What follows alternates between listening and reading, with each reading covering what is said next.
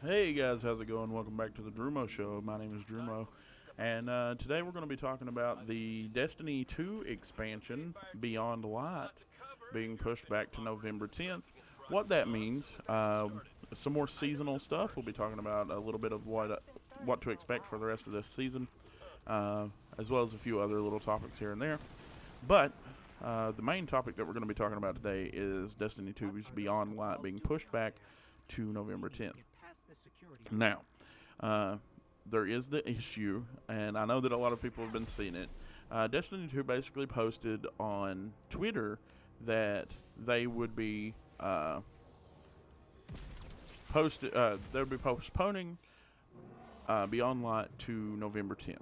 Now, what this basically, the deal that basically happened is whenever the pandemic broke out, they were on their timeline to make it to where Beyond Light could come out on time, right? It was supposed to be out September 22nd.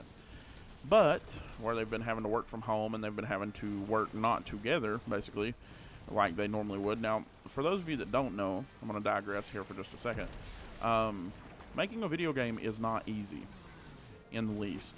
Making a video game is very hard, and especially whenever it's something to the extent of a Destiny 2.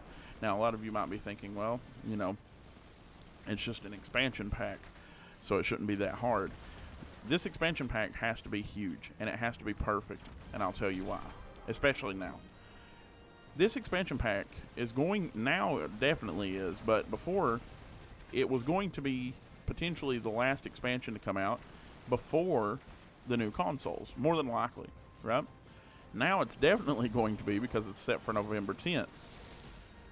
What this means is that the Destiny 2 team have to put out a banger expansion. It has to be perfect. Because if it's not, then the next gen console people might not play Destiny 2. And that's not anything that any of us want, right? Because we all want people to play Destiny 2. That's our game of choice, right? If you're watching this video, if you're a Destiny 2 player, I mean, there's probably people, hopefully, who are watching this video who aren't a Destiny 2 player or was a Destiny player and left, and if that's the case, then I hope that you come back to Destiny because it's an amazing game with an amazing community for the most part. And but when you're creating content, especially for next gen consoles, right?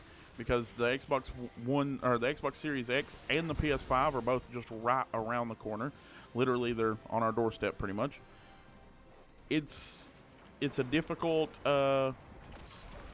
order to be tasked with, because if it's not good, then that's on you, and this could be the make it or break it for Destiny 2 for next gen consoles and PC players who are wanting more stuff. But another reason why it's so important, and was from the moment that they said go, is because they're moving so much stuff to the vault, the Destiny content vault, and this expansion has to be huge in order to fulfill what was missing, right? But to get back on point, they are all having to work from home. They're all having to work away from one another. And what that creates is a harder task ahead of them for creating, I just wasted that, but a harder task in front of them for creating content, right? Because now you don't have the graphics design team right down the hallway from you, right?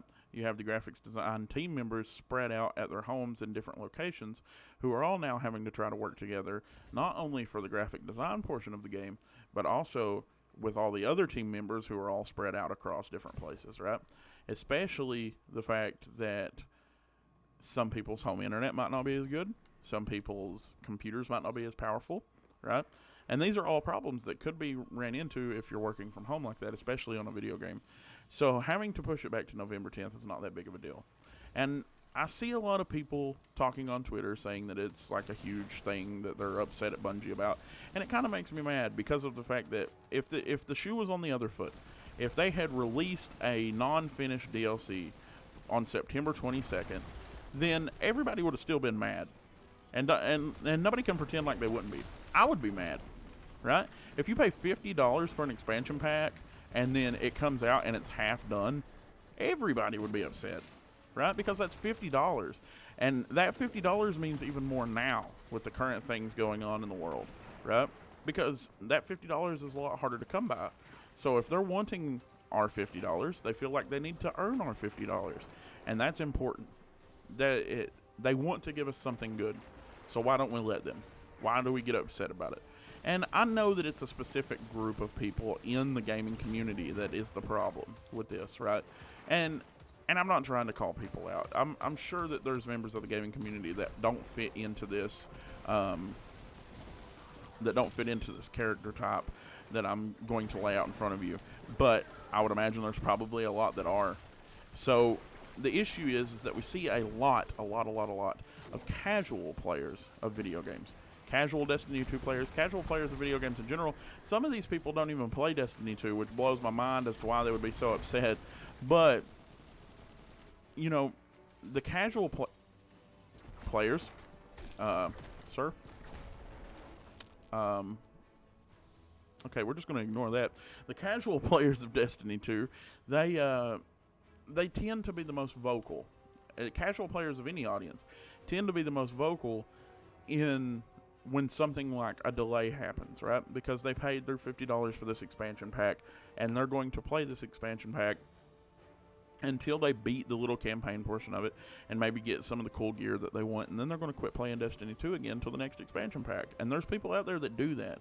And if those are the ones being vocal, then it really blows my mind because, well, quite frankly, they might not be playing the expansion pack on day one. Anyway, they bought it and they're going to download it, but they don't play religiously. They don't play every day. They don't play every night. You get what I'm saying? If they even play it on day one, then they wouldn't, like, for the ones that don't play it on day one but they download it, they're going to get the update of the better game anyway. But if they did play it on day one, they would be the same people that were just the same as us, saying that they wouldn't never play Destiny 2 again because it was bad, because the expansion was bad, and they lost all this stuff to the vault, right? This is a very volatile expansion for Bungie because they're getting rid of some people's favorite parts of the game, right? There's some people who their favorite part of the game is going to be removed with this new expansion because it's going to get vaulted. And those people, if this new expansion is bad, those are going to be the same people that say that they'll never play Destiny again because of the fact that the expansion was bad. And they lost all their favorite stuff. So Destiny or the Bungie team, Destiny team, whatever you want to say, they have a very, very tall task ahead of them. And they have to make this good. They have to. They don't have a choice. So I don't understand why people would get so mad about this whole deal anyway. You're going to get the game either way.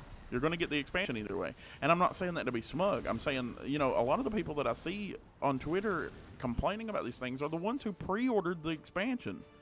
If you pre-ordered the expansion, then you're going to get it. Either way, you already own it. You've pre-ordered it. It's paid for. I don't know, you guys. I just think that a lot of times casual audiences, and sometimes even audiences of people who don't play the game at all, are the issue. If that game came out on September 22nd and it was unfinished, imagine the hellstorm that would rain upon Bungie. Imagine that. And it wouldn't just be from the casual audience. It would be from the people like us. We would be upset. Now, there would be people out there, obviously, that would say, you know, just give them time. There'll be an update that comes out, blah, blah, blah, blah, blah. But both of our ghosts. But the issue there is, you know, now they can cut out that part of us being upset because those of us that just want the game to be good are going to be rational enough to say it's okay that you're pushing it back to November 10th. And it's not even that far away, you guys. It's over a month. I understand that, but it's not that far away. This brings back up the point, though, that I was talking about earlier about this is going to be the last thing that comes out before the new consoles come out, right?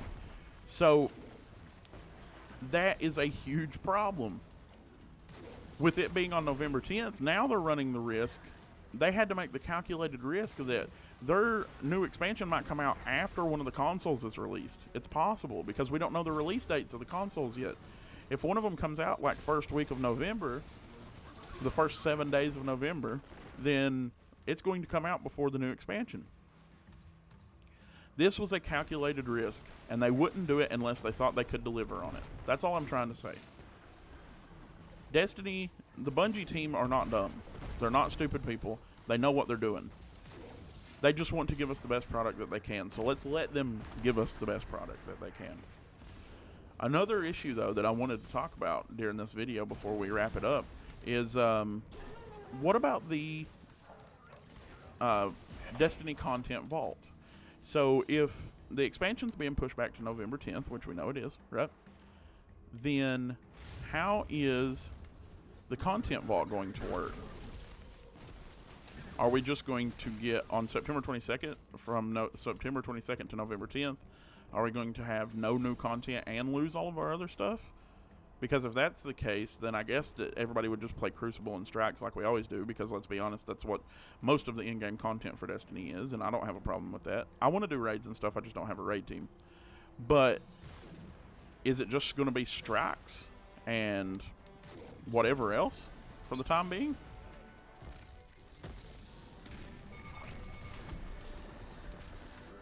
I mean, I could see that being a thing. I don't know. I think that the content vault's a good idea because it's going to lessen the amount of gigabytes that have to be used for a download, because people like me had a hard time with that. My internet, if you guys don't know, is pretty bad. And if you haven't seen the video, it's called Rambling About My ISP. It's on this channel. You should go check it out. But it took me about 4 days to download Destiny onto my Xbox. So for people like me, that lesser download is going to be nice, but I wonder if we're going to have a period of time on Destiny where we just really don't have any explorable content for a little while. If so, that's going to be a weird time in Destiny. It's going to be a weird way to look at it. It'll be unlike anything we have ever seen before with Destiny.